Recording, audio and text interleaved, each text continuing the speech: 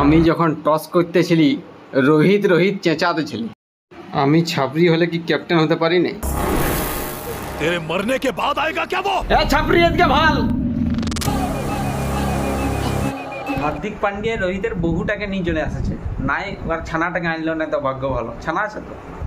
যখন সবাই রোহিত রোহিত বলে চেঁচাতে ছিল হার্দিক পান্ডিয়ার, তখন মনে হতেছিল সালা যেমন আমি পাকিস্তানের হয়ে খেলছি। আম্বানির বেটার বহুই আমাকে ক্যাপ্টেন করেছে, তোর কি আছে? আমি এই মুম্বাইকে জিতাবো। হ্যাঁ তুই জিতাবি? আম্বানির পেছু হাত পা চাটে সালা এই বাংলা টিভিতে পাঁচ বোকাট পন্দ চাটে পাইছিলি, ভাঙল না নাই? এই যে নিতা আম্বানি।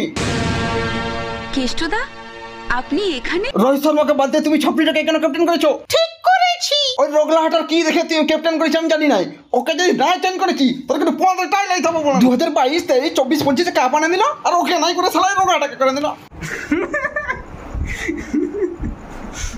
মুম্বাই ইন্ডিয়ান্সের যে দর্শকরা আছে তাদেরকে এত রাগ লাগছে, মানে এই যে ক্যাপ্টেনটা চেঞ্জ করেছে, ভাগ্য ভালো ওর পেছুই যাই থাক বলেছে, নাহলে অন্য জায়গায় লাত মেরে দেবে। মানে কোথায় রোহিত শর্মা আর কোথায় হার্দিক পান্ডিয়া? এত বছর ধরে কাপ দিয়ে দিল, কি দরকার ছিল এরকম করার? আইপিএল নিয়ে বলতে বলতে মানে লজ্জাবতী হিরোটাকে রোস্ট করতে ভুলে গেছি। গাইজ একটু রোস্ট করে দিই, তাহলে একটু ভালোই হবে মোটামুটি।